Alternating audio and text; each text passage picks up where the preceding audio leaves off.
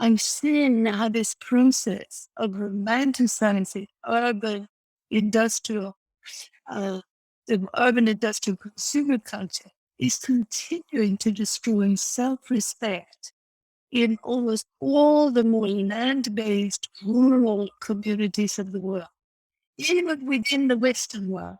There is still this idea that as long as you go through education, you get a career, you will have a chance to have a life like those in Western countries or the US or the so-called global North. There's still this fantasy that we can export through education.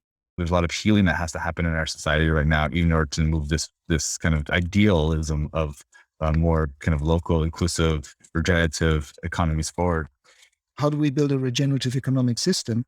Well, how would we build a economic system that puts ownership back into a collective commons? We all realize this is that this movement, back to the business, is a huge million people movement. It's not something on the periphery.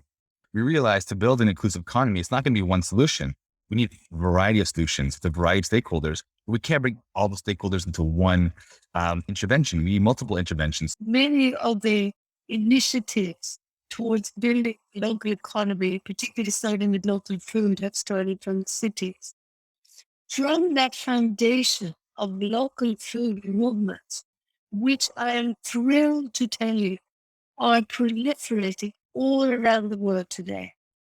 That's the goal. It's being the people investing, putting their savings on the production so that they are not dependent from banks or from the big companies.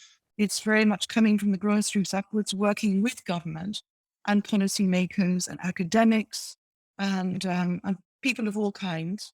And we're doing that to create a big conversation about the kind of future we want. What we're talking about is rebuilding the fabric of real human interdependence. The perception of self and of land is not such as we have in the West. Land does not belong to us. We belong to the land. And even profounder than that, we are expressions of the land. The earth is submitting her invoices for the streets we have paved with gold. And payment needs to be underwritten by a monumental mind shift.